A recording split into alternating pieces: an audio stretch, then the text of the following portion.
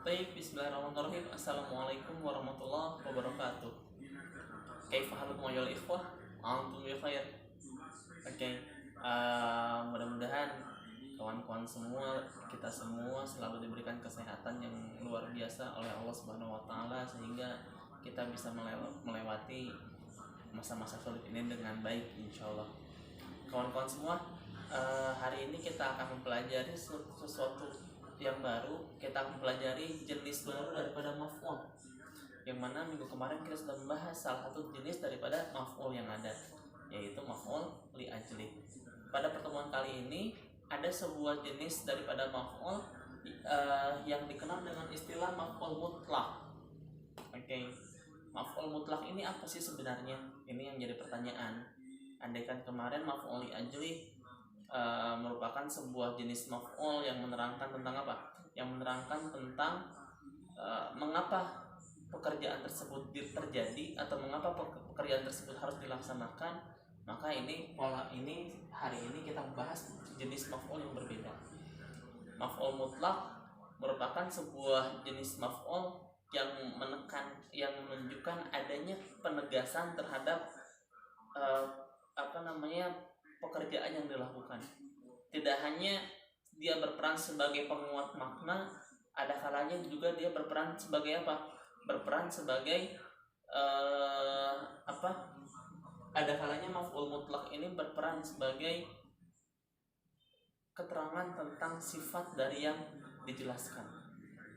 Keterangan sifat dari dari pekerjaan yang dilakukan. Nah, langsung aja kita lihat ya bagaimana bentuknya. Misalnya ketika kita katakan misalnya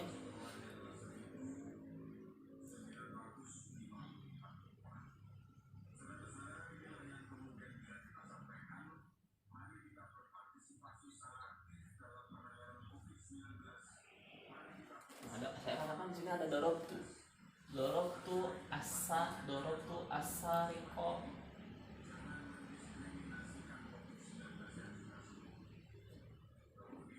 Saya memukul seorang pencuri dengan sebuah pukulan, dengan benar-benar memukul maksud saya. Maka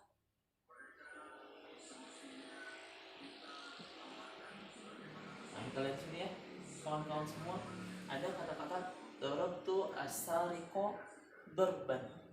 Nah, inilah yang kata-kata dorban di sini merupakan sebuah penguat makna dari kata kerja yang sebelumnya, dari kalimat sebelumnya, darabtu asariko. Saya memukul seorang pencuri dengan benar-benar memukul. Kata-kata dengan benar-benar memukul merupakan sebuah penegasan, merupakan sebuah penguat makna. Inilah yang kita kenal dengan istilah al-maf'ul al-mutlak. Tetapi maf'ul mutlak ini tidak hanya berperan sebagai penguat makna kawan-kawan semua. Ada kalanya dia juga menjelaskan tentang sebuah sifat. Sifat apa? Sifat dari pukulan tersebut. Pukulan yang kayak gimana? Maka di sini kita lihat.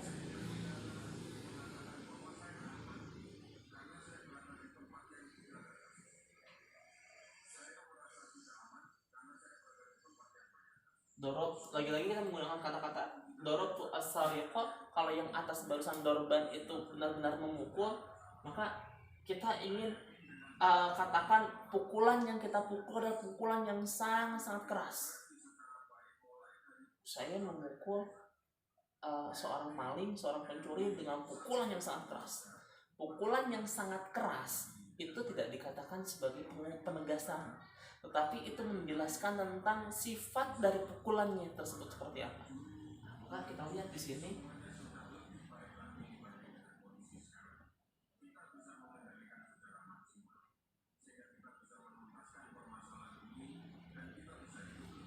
ya, kawan-kawan lihat sini ya. Ada kata-kata dorban syadida. Ketika dorban saja dia hanya sebagai penegasan. Tetapi ketika dorban syadidan, maka tidak lagi menjadi penegasan dia, tetapi sudah berubah maknanya menjadi sifat dari yang sifat dari pukulan tersebut seperti apa. Nah, ini maf'ul mutlak. Tetapi ada kalanya juga maf'ul mutlak ternyata tidak hanya dua tipe ini, ada tipe yang ketiga daripada maf'ul mutlak, menjelaskan tentang jumlah atau bilangan berapa kali mukulnya, gitu kan. Nah, misalnya saya katakan misalnya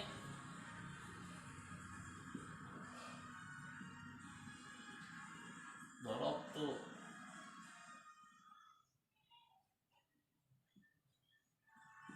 as-sariqah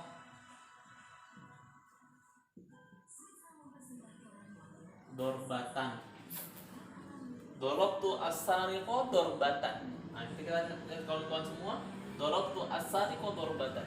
Saya memukul seorang maling dorbatan. Apa artinya dorbatan? Bukan benar-benar memukul, bukan juga pukulan yang sangat keras, bukan, tetapi menunjukkan jumlah berapa kali mukul. Satu kali mukul. Saya memukul seorang maling dengan satu kali pukulan. Nah, untuk yang tentang bilangan ini kawan-kawan, caranya simpel sekali. Tambahkan saja tak rubutan di belakangnya yang membedakan antara dua kalimat di atas. Ini maka dari sini kita bisa melihat kawan-kawan semua, ada beberapa ketentuan yang bisa kita gunakan dalam konteks maf'ul mutlak. Bagaimana membentuk maf'ul mutlak? Yang pertama adalah ketentuan yang pertama, sebuah kalimat yang menggunakan maf'ul mutlak maf'ul mutlak yang digunakan dalam sebuah kalimat, polanya tentu dia harus masdar. Ini masdar yang pertama. Yang kedua, ketika kita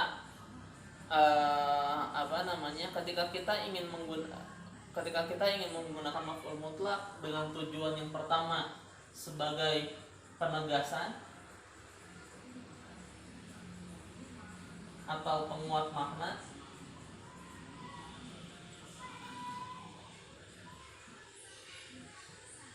maka yang harus kita gunakan apa? Dia masdar yang digunakan tidak boleh pakai alif lam, kawan-kawan semua. Artinya nakiro, dan tidak dia diidofahkan atau disifatkan dengan kata-kata yang lain. Artinya tunggal dia. Ketika saya katakan yang lain misalnya,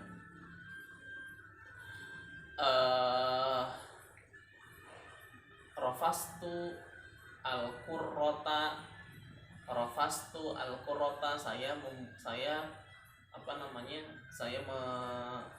saya menendang sebuah bola. Rofastu al-qurrota rofsan.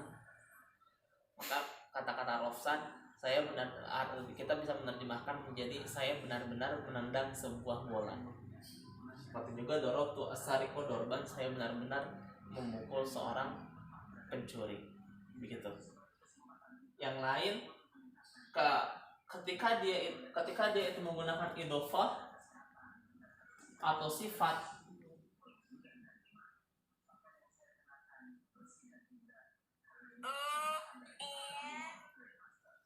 ketika menggunakan idofah atau sifat, kawan-kawan semua, maka yang ditujukan adalah ini, yang kedua,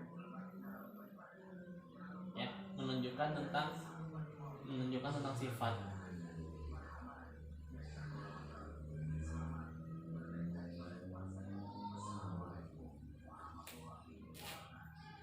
Ketika saya katakan misalnya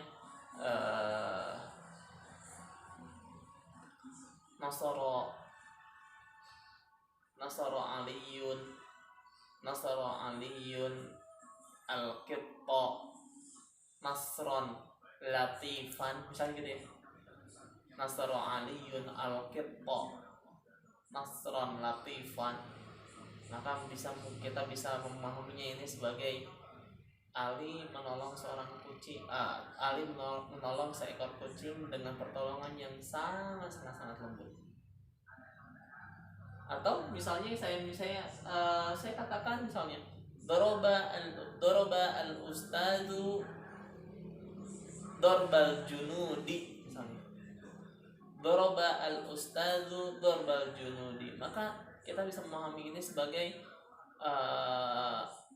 seorang ustadz memukul dengan pukulan seorang tentara, seorang ustadz memukul layaknya pukulan tentara. Nah, itu dia. Ini menunjukkan dengan sifat kawan-kawan semua. Yang ketiga, faedah yang ketiga, ketika menunjukkan tentang bilangan, maka tinggal ditambahkan tak marbutoh. Terkadang polanya menggunakan polanya fa'latun. Ada kalanya juga bukan fa'latan, tapi misalnya fi'latan, tergantung masdarnya bunyinya apa ya kawan-kawan ya. Ketika saya katakan koto'a, kotok tu kolbaka misalnya gitu ya. Saya memotong bukan kotok tuh misalnya saya memotong kit'atan, saya memotong dengan sekali potong. Nah itu kit'ah itu menjadi